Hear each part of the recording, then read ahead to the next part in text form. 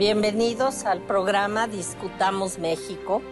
El tema que vamos a tratar el día de hoy es el momento que se vive después de un sistema presidencial con controles corporativos y sectoriales fuertes. Vamos a tratar el tema de cómo se ha dispersado y reagrupado los diferentes poderes que antes conformaban el sistema corporativo. Doy la bienvenida al programa al doctor John Womack de la Universidad de Harvard, a Francisco Zapata del Colegio de México y a Rogelio Hernández, queridos colegas con los que he tenido la oportunidad de aprender mucho de sus libros, de los cuales nos hablarán hoy. Lo que quisiera yo, antes de que empezáramos el programa, es exponer para que el público pueda tal vez entender nuestras preguntas concretas, es cómo de un sistema presidencial en donde 3/4 de siglo predominó un partido en todos los niveles, sean municipales, de poderes estatales y en el gobierno central, en el momento en que esto cambia, no solamente se faccionaliza y divide con la apertura política que se da en los últimos decenios, al crearse el IFE, al dar libertad de voto, credibilidad al voto. No basta eso, aunque es un prerequisito, para llegar a un sistema democrático. En cambio, lo que nosotros como ciudadanos vemos es una gran dispersión o desorden y falta de claridad en la vida pública.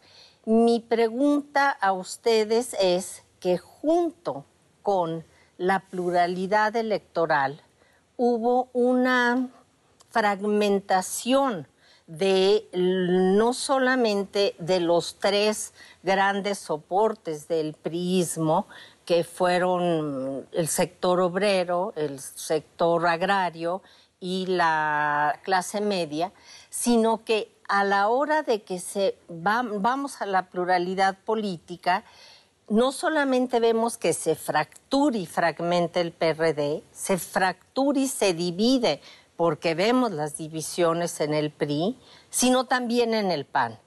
Esta fragmentación ocurre también al interior de los sindicatos, que fueron un pilar del partido, y a la vez se fragmenta la unidad que había y la cooperación que debería de haber entre gobiernos y federación. Y por último, hay un tercer tema que vamos a abordar el día de hoy, que es el de que tendemos a mirar el contexto internacional hacia Norteamérica, hacia los Estados Unidos, cuando vivimos en un mundo multilateral en donde la relación, o sea, Estados Unidos no es más la primera potencia mundial. Entonces, el tema, dado este contexto, el tema es, ¿podemos hablar simplísticamente de una debilidad de la presidencia o vamos a discutir hoy el contexto nuevo de relación de gobernadores entre ellos y con la federación, de sindicatos al interior de los mismos sindicatos y en su relación con los grupos políticos, y qué papel juega en todo esto el cambio en la geopolítica que ha habido de Estados Unidos de Norteamérica y nuestra insistencia en una política fundamentalmente bilateral. Primero yo quisiera preguntarte a ti, Francisco, la situación de la división al interior del Congreso de la Unión y del sindicalismo mexicano, que es evidente que fue un pilar de la clase política priista, ¿Cuál es tu opinión y cómo se ha fragmentado, dividido o reorganizado? Bueno, yo creo que esta discusión es muy interesante porque permite separar algunos elementos que en México y en América Latina, en algunos países como Brasil o Argentina, estuvieron siempre muy dependientes el uno del otro. Y cuando digo separar la sociedad del sistema político y del Estado. Durante muchas décadas nosotros vivimos en un continente donde esos tres elementos estuvieron muy estrechamente ligados. Hoy día vemos una división, una separación de esos tres elementos. Entonces, aplicando ese punto de partida a la situación del sindicalismo, yo creo que aquí hay dos dimensiones importantes, que una es la geográfica, que sería el distanciamiento de los movimientos sindicales que están situados lejos del centro, lejos del Distrito Federal, y por el otro lado, una liberalización, una democratización que podríamos llamar interna de los sindicatos. Es decir, hay una pérdida de control del centro sobre lo que pasa en algunos estados de la República. Por ejemplo, yo mencionaría aquí al estado de Sonora, al estado de Tamaulipas, Monterrey. En el fondo es un sindicalismo que se expresa mucho en el norte de México. Ahí es donde más se nota la distancia con respecto a lo que eran los comités ejecutivos nacionales, por ejemplo, de la CTM, de la Cromo, de la CROC, etc., ¿no? Incluso de los sindicatos independientes, incluso, por ejemplo, del Frente Auténtico del Trabajo. Entonces, esa dimensión es importante, la autonomización de las organizaciones sindicales que están localizadas en los estados del norte. Y yo creo que ese es un proceso muy importante porque coincide con otro proceso que es estrictamente económico, que es el proceso de que la actividad económica fundamental de México hoy día está ocurriendo en el norte, a través de la fabricación de motores, la industria maquiladora y una serie de otros sectores. Pero al mismo tiempo, como decía yo al principio, tenemos otro proceso que es interno. Y ahí son las grandes organizaciones sindicales que, de acuerdo a la ley en México, ¿no es cierto?, se organizan como sindicatos nacionales de industria. Y ahí salimos de la dimensión geográfica, porque cuando yo me refería a la dimensión geográfica estaba pensando en las federaciones estatales, por ejemplo, de la CTM. Pero cuando pasamos al segundo nivel, que es el Sindicalismo Nacional de Industria, estamos hablando de organizaciones sindicales que tienen una resonancia nacional. Por ejemplo, los telefonistas, mineros, metalúrgicos y electricistas, son organizaciones nacionales. Entonces, en esos sindicatos también ha ocurrido algo que a veces no es muy aparente. En los sindicatos nacionales de industria hoy día hay un proceso lento, pero muy interesante, de que dirigentes locales de esos sindicatos nacionales tienen mucho más voz dentro de las discusiones del Comité Ejecutivo Nacional que el que tenían antes. Entonces tenemos una situación, yo no le llamaría a eso democratización sindical, pero sí le llamaría una autonomización del liderazgo. O sea, lo que tú estás diciendo, y le pediré luego al profesor Boma, que ha escrito sobre y está estudiando el movimiento obrero, es de que dentro de esta aparente disputa y tensión constante ha habido el fenómeno de autonomización o mayor autonomía del actor individual, colectivo, y que al interior de las grandes federaciones nacionales hay inclusive esta división o muerte también física de algunos de los líderes ha dado nueva voz que todavía no podemos decir hacia dónde va.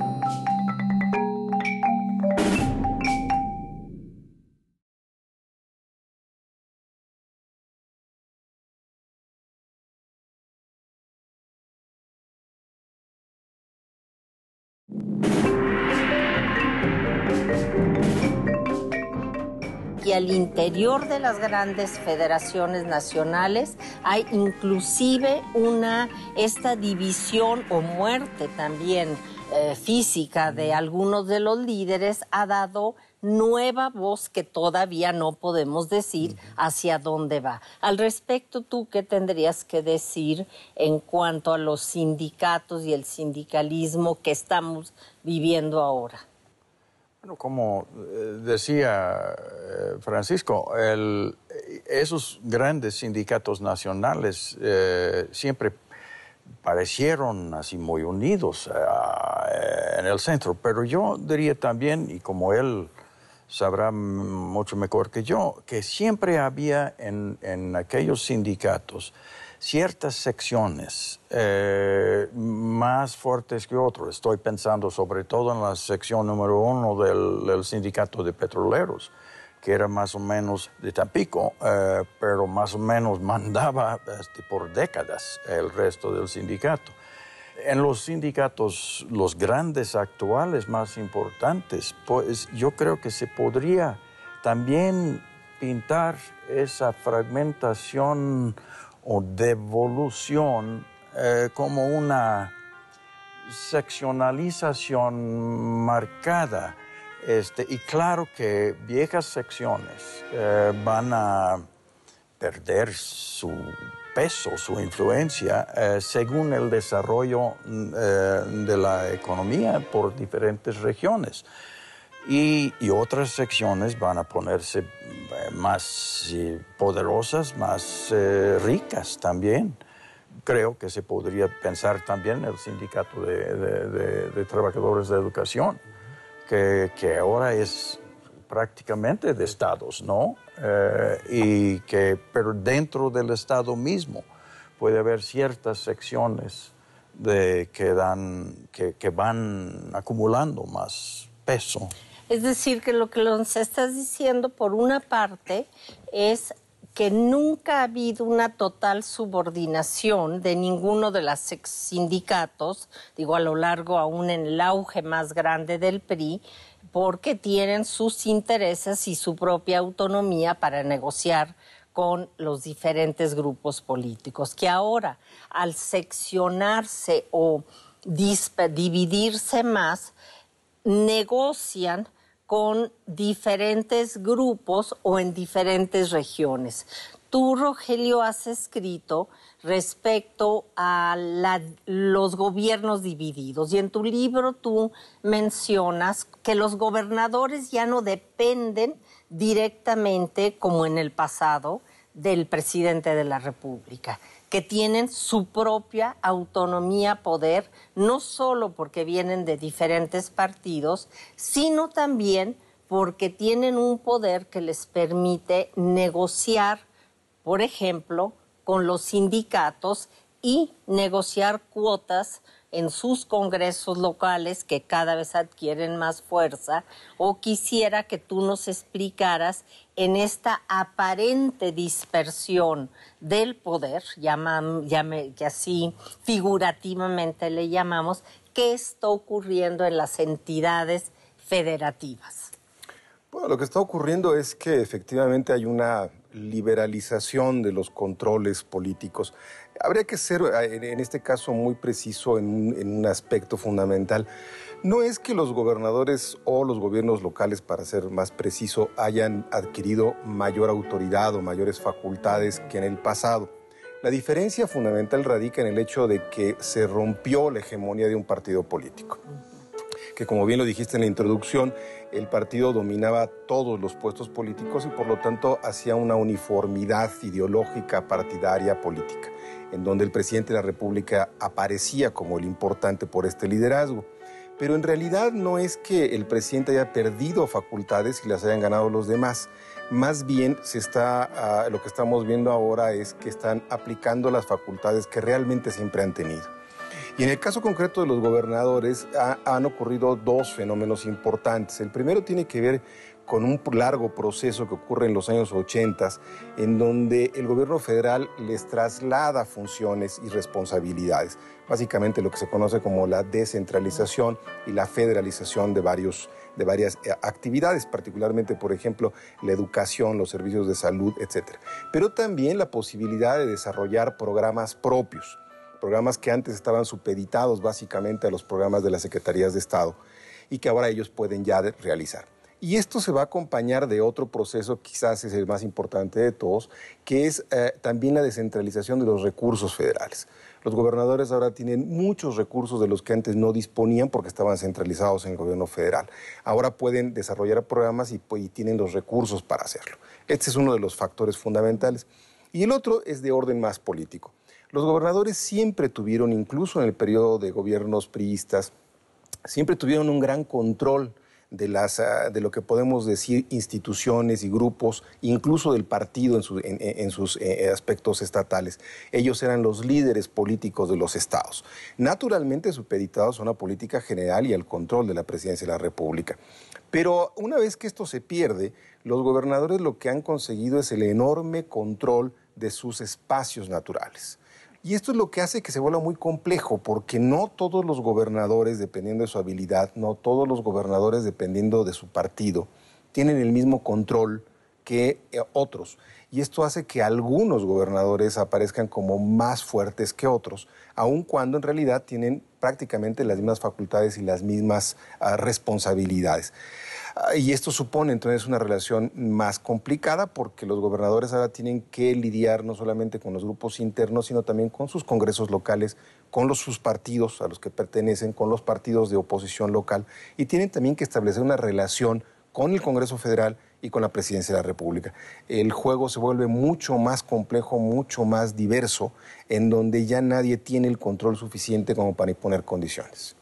Pero en ese sentido, Alicia, yo diría una cosa adicional, y es de que en la política estatal, o sea, dentro de lo que podríamos llamar la sociología política de cada entidad federativa, también aparece una necesidad de negociación, por ejemplo, con los empresarios, con la burocracia, con los sectores sociales, ¿no es cierto?, que se pueden llamar todo lo que es lo que tú llamabas, digamos, el sector clase mediero del PRI, o sea, por ejemplo, ese tipo de... Entonces, los gobernadores tienen que tener hoy día mucho menos referencia a lo que pasa en la Ciudad de México y ahora tienen que hacer muchas operaciones locales. Por ejemplo, yo pienso en el tema que decía antes, la industria maquiladora. Hoy día hay una relación muy conflictiva entre los diferentes estados de la frontera norte para dónde se van a instalar las maquiladoras. Si se van a ir a Tamaulipas, o se van a ir a Chihuahua, o se van a ir a Baja California. Porque los maquiladores están todo el tiempo buscando las mejores condiciones.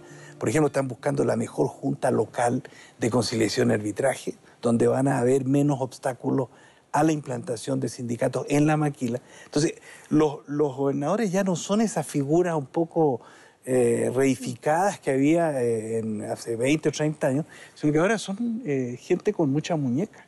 Y ahí es donde aparece lo que dice Rogelio de la diferenciación entre lo que yo llamaría los gobernadores que tienen muñeca y los que no la tienen.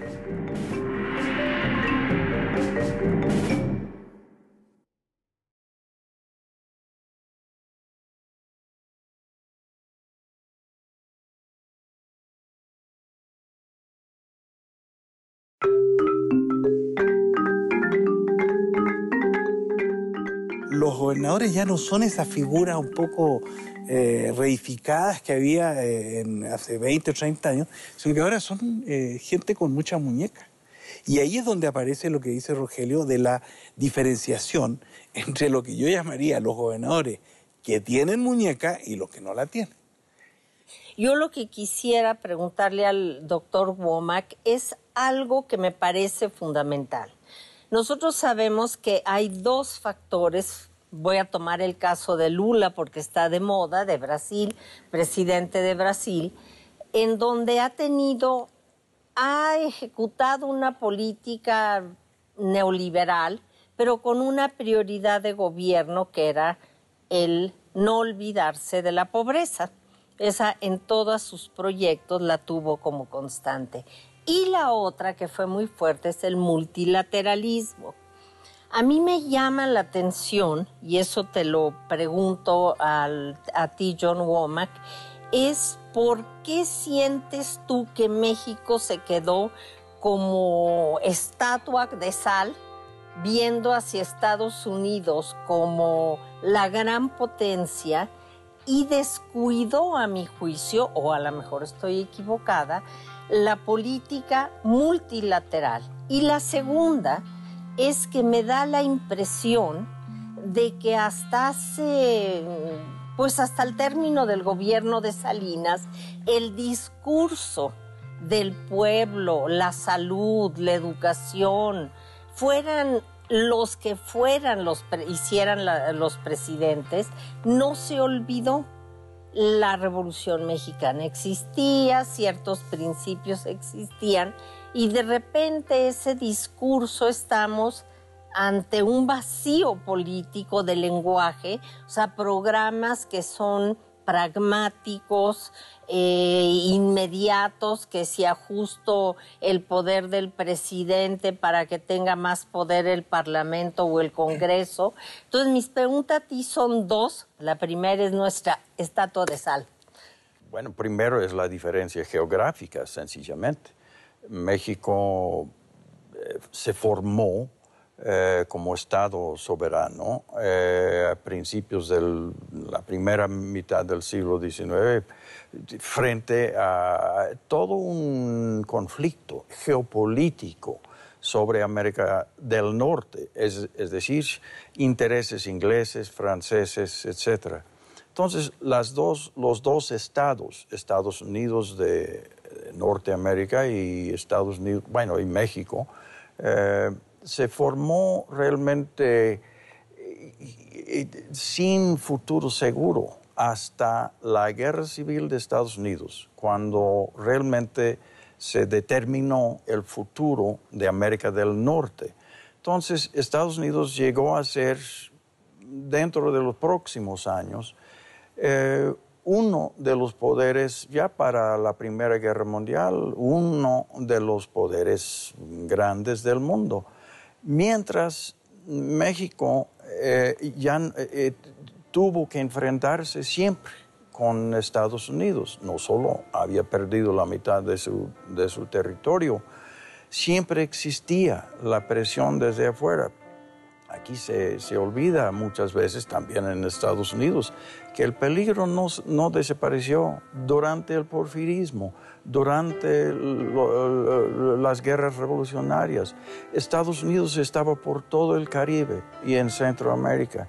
Entonces, México se formó ante el peligro y ante todos los desafíos del norte. Entonces, él tuvo, sí, política exterior, siempre tuvo, claro, relaciones exteriores con muchos países, pero después de la Primera y más que nunca después de la Segunda Guerra, es decir, los últimos 60 años, cuando Estados Unidos sí fue de los dos, realmente el primer poder internacional, global, México estuvo pegado. ¿Y qué más iba a hacer?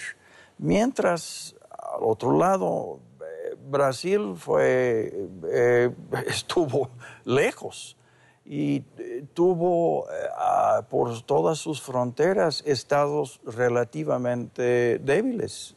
Entonces, se encuentran en situaciones totalmente diferentes. Pero, por ejemplo, ¿a partir de qué momento situar, digamos, desde los 80, 90... que pierde Estados Unidos esa hegemonía? La llamada globalización.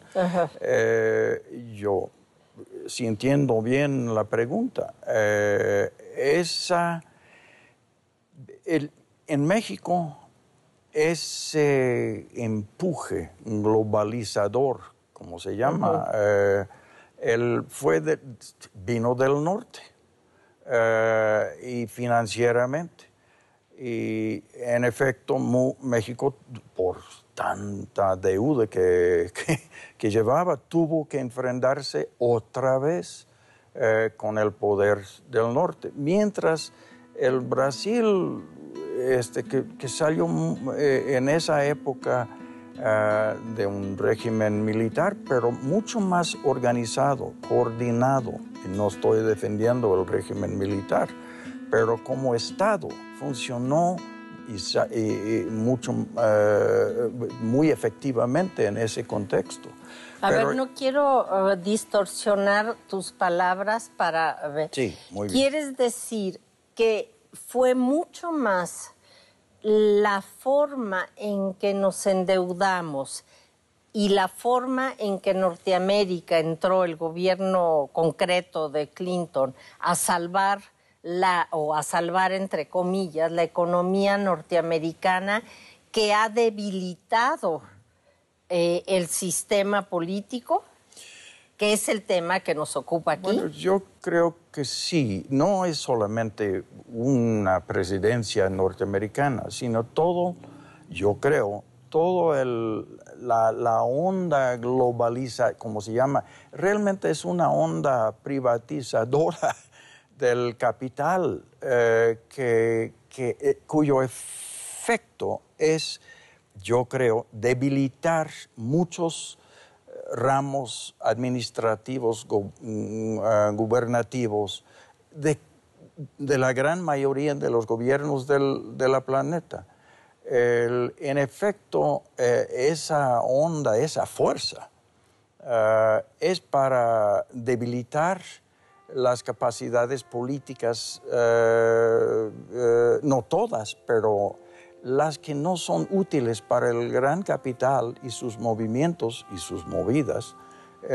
Entonces el resto de las diferentes partes del Estado central se van deshaciendo.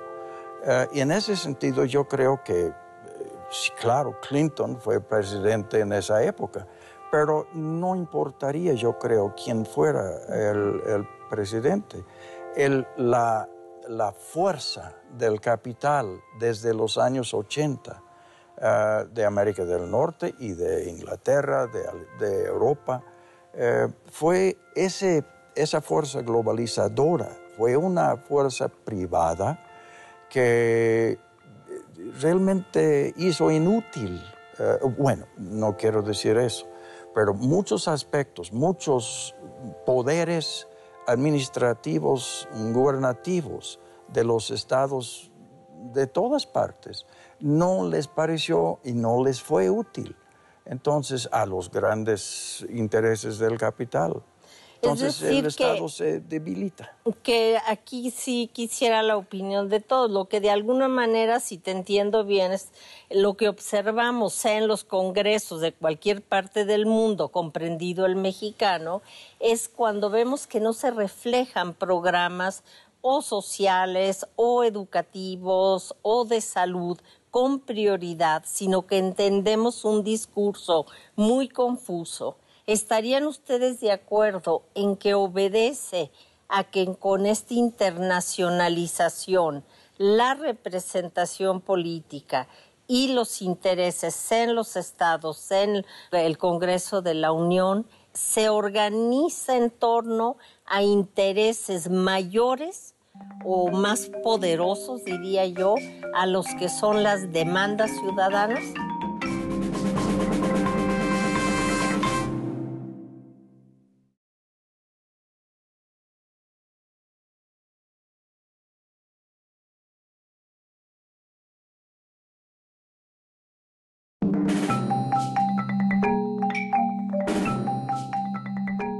¿Estarían ustedes de acuerdo en que obedece a que con esta internacionalización, la representación política y los intereses en los estados, en el Congreso de la Unión, se organiza en torno a intereses mayores o más poderosos, diría yo, a los que son las demandas ciudadanas? Yo diría que es más complejo, Alicia. Yo creo que ahí son varios factores los que están en el camino.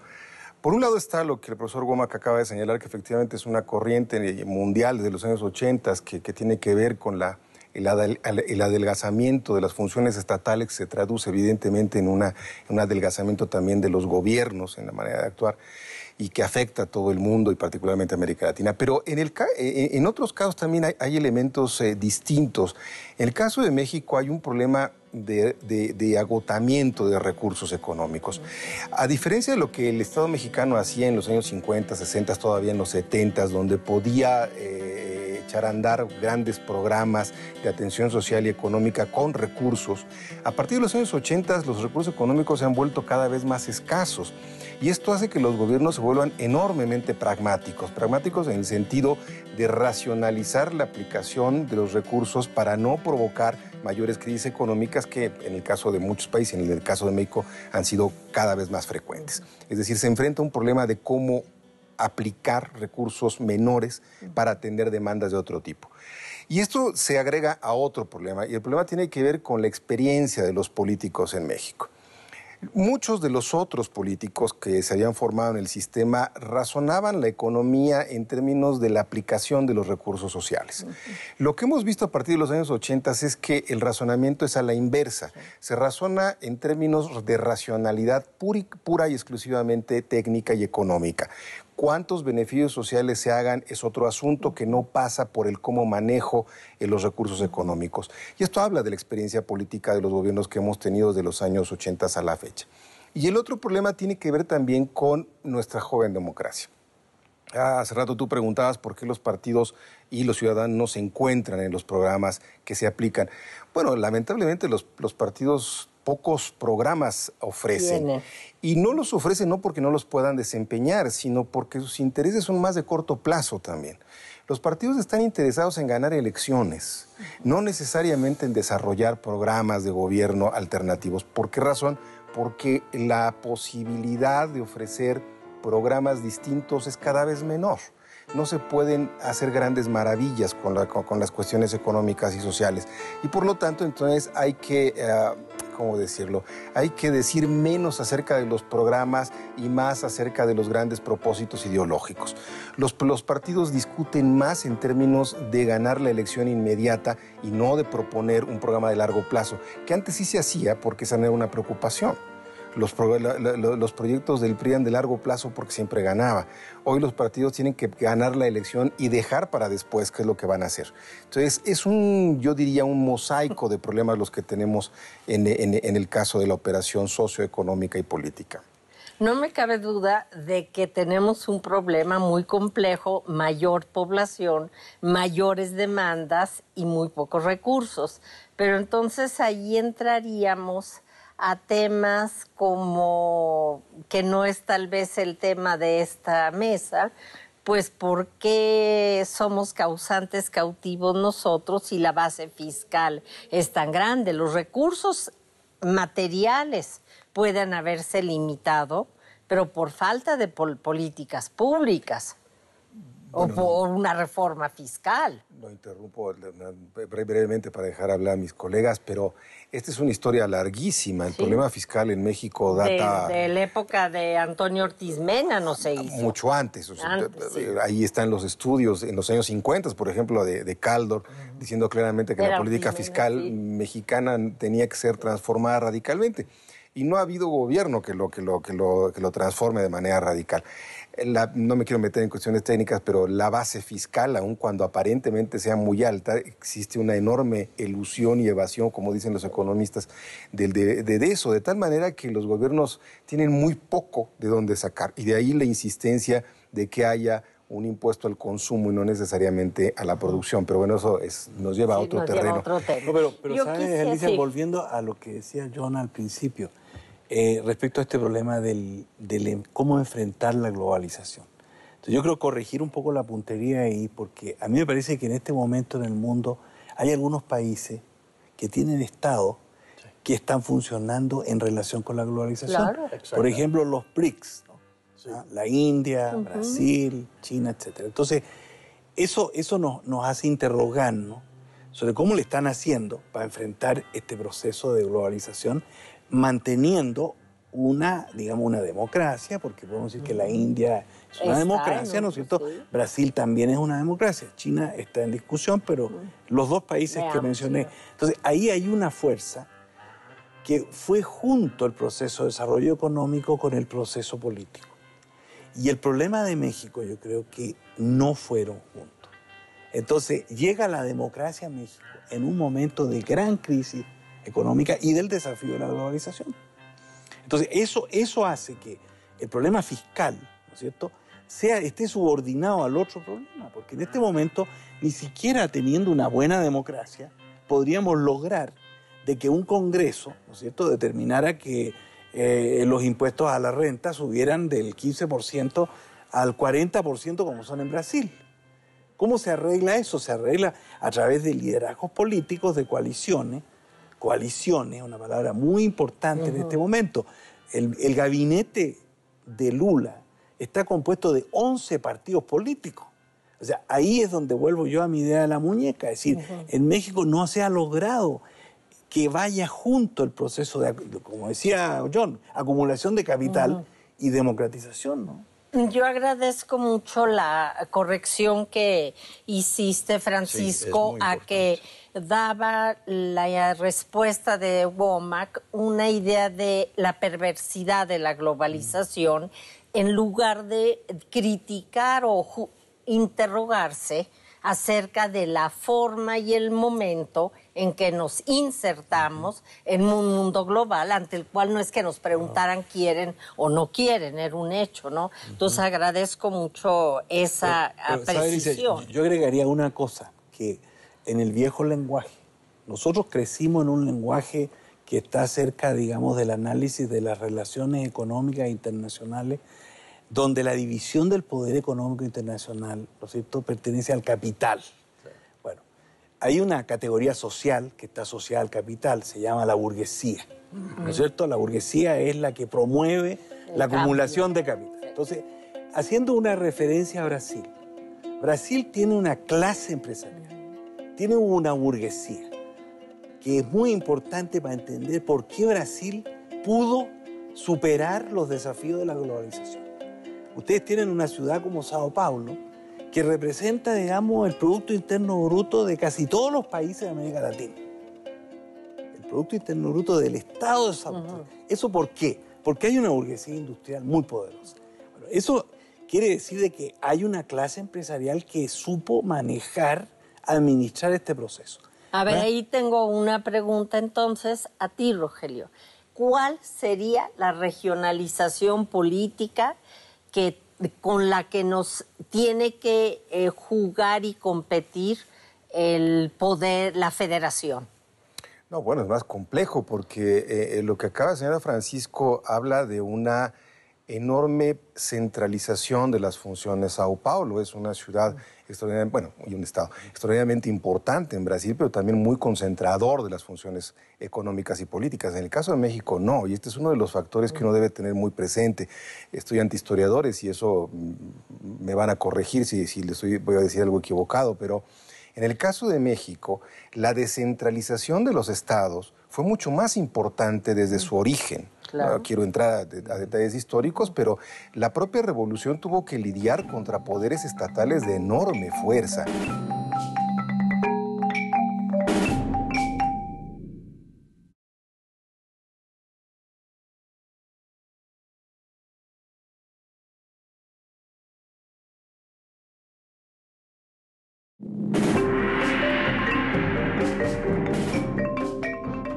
La propia revolución tuvo que lidiar contra poderes estatales de enorme fuerza. La federalización que se estableció en México, que al final creó un estado enormemente centralizado, no fue por una perversidad histórica, sino fue por una necesidad histórica de controlar a los gobernadores. Estados. Claro. Y eso se ha mantenido a lo largo del tiempo. Lo que el Estado hizo durante mucho tiempo en México fue racionalizar para equilibrar las diferencias regionales, económicas, culturales, sociales, etc. Si recaudaba de una manera y lo redistribuía de otra, era para mantener los equilibrios. Y eso también permitió un respeto a las diferencias políticas y culturales de los estados. Es decir, el Estado mexicano sirvió como un equilibrador en más de un sentido. Lo que tenemos ahora es que cuando este centro se ha perdido, los estados recuperan la actividad y compiten entre ellas. La misma pregunta que me hiciste revela lo que estoy tratando de decir. Uno no puede establecer un estado como Sao Paulo en México. Uno está hablando de grandes entidades, el Estado de México, Nuevo León, Aguascalientes, estamos hablando de Veracruz, estamos hablando de grandes intereses con grandes formas de hacer las cosas de manera diferente. La empresa neolonesa es totalmente distinta a la empresa del Estado de México, es totalmente distinta a la ganadería y a la complejidad de Veracruz o de Sonora o de Sinaloa. Estamos hablando de una realidad mucho más compleja de la que podríamos establecer en otro estado. Y esto me lleva a un punto fundamental. Lo que necesitamos en este país es un centro regulador. Y creo que esto es lo que se ha perdido con la aparición de la democracia. El discurso democrático ha insistido en contra de una autoridad y creo que esto es muy peligroso porque estamos tratando de crear una democracia a costa de un centro regulador. Y lo que estamos provocando es la aparición de múltiples entidades con intereses que, con todo respeto, no tienen en la cabeza una idea de nación. Y eso es lo que debemos de encontrar. La democracia debe encontrar un principio de nación para poder equilibrar al Estado y al país en un solo propósito, que nos llevaría un larguísimo tiempo discutir el punto. Pues yo lo que quisiera ahora que resumiéramos cada uno de nosotros es el sistema o el arreglo o dispersión de poder que encontramos ahorita, ¿cómo lo definiría cada uno de ustedes? En breves palabras, porque estamos concluyendo. Pues muy rápido, recupero la idea que tú misma has propuesto. No puede mantenerse un proyecto democrático, no puede mantenerse un proyecto de desarrollo económico si destruimos un centro regulador de él. Ninguna entidad, ni federativa ni centralista, pierde de vista que debe haber una entidad, una institución política que mantenga el control y los equilibrios de un país. Entre más complejo y más diversificado sea ese país, mayor necesidad hay de una autoridad. Yo creo que nadie puede sacrificar, y en el caso de México deberíamos pensarlo 3 veces, la democracia o conseguir una democracia a costa de una autoridad central que pueda permitir el equilibrio. No importa que el pasado haya sido discutible o no. Lo que quiero decir es que necesitamos esa autoridad y a veces, por lo menos me parece a mí, no lo estamos construyendo. Bueno, yo quisiera, digamos, complementar lo que dice Rogelio, pero no desde el punto de vista del Estado o del sistema político, sino que desde el punto de vista de la sociedad.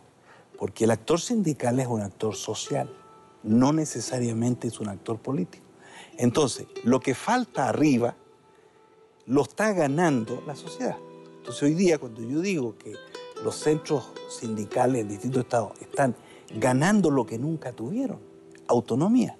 Entonces, es un equilibrio el que hay que establecer. Tenemos necesidad de un centro regulador, de un sistema político eficaz, pero eso no quiere decir necesariamente que volvamos al control de lo que pasa en las organizaciones sociales.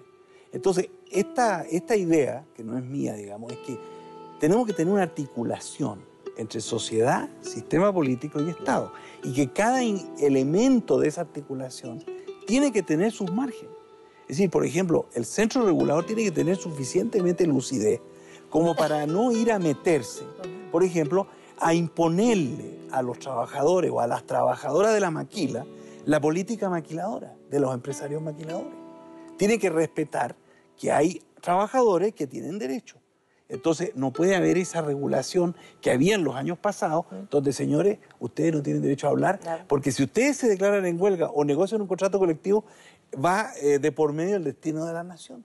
Entonces, yo pienso en esos términos, estos 3 elementos, tiene que haber una tensión, es la palabra clave. Sí. Y eso, para terminar, digamos, de ser breve, eso quiere decir con una definición de democracia un poco distinta a la que hemos tenido en México hasta ahora. Bueno. Que la democracia va mucho en un sentido, yo diría, democratizante, en un sentido peyorativo, y no en un sentido de construir un sistema, digamos, de articulación de los 3 elementos.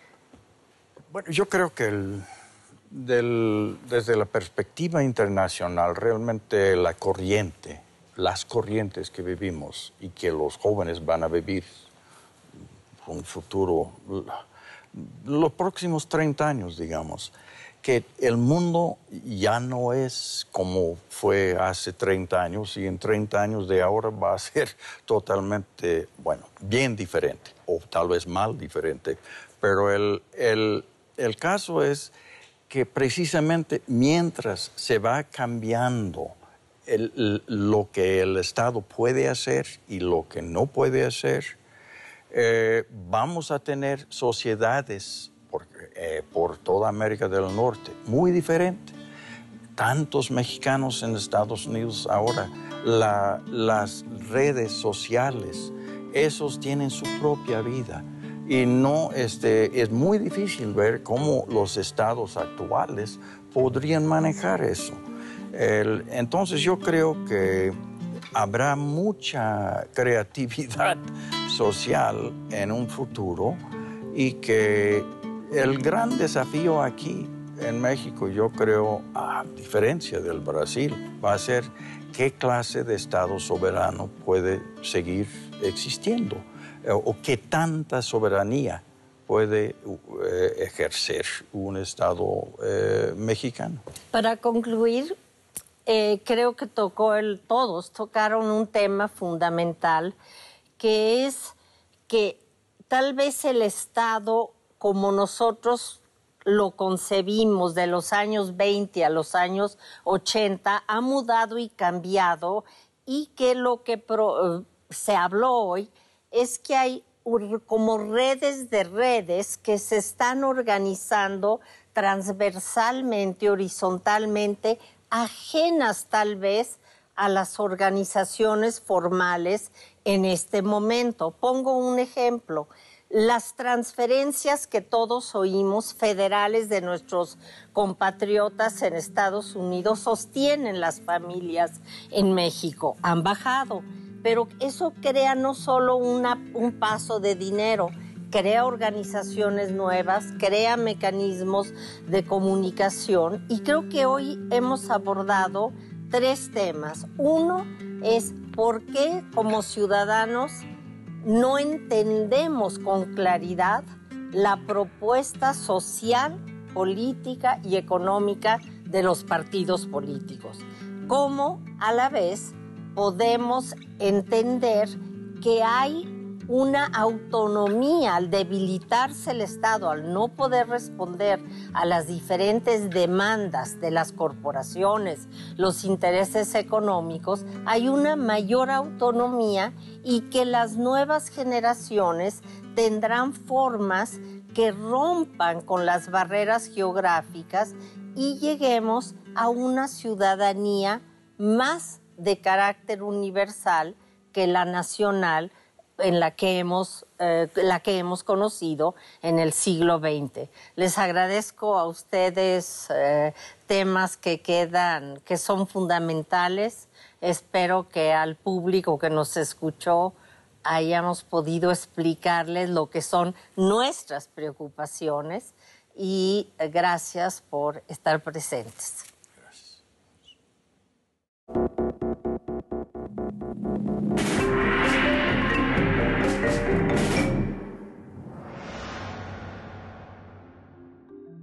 La Ciudad de México ya tocó su techo histórico. No sé qué quiere decir exactamente eso, pero sí alude a una ciudad de recursos que se agotan en gran parte por imprevisión, en gran parte por la demasía, por la desmesura. Tiene 2,000 kilómetros cuadrados de urbanización y 7,600 alrededor de áreas agrícolas y verdes y boscosas que queremos comernos con la urbanización. Antes la Ciudad de México era el gran granero en muchos aspectos. Es impresionante lo que hay de conciertos, de conferencias, de obras de teatro. Si piensas en todos los que no han participado de esos beneficios, piensas también en que la injusticia social alcanza también los niveles de la cultura. La violencia, la inseguridad se da por falta de empleo. Podemos decir que es una de las grandes ciudades del mundo más desigual que existe en el planeta. Si no tienes 10 guaruras, no eres millonario en este país. Es casi la avanzada. Sí. Para que sepan que eres rico. Su vanguardia estética.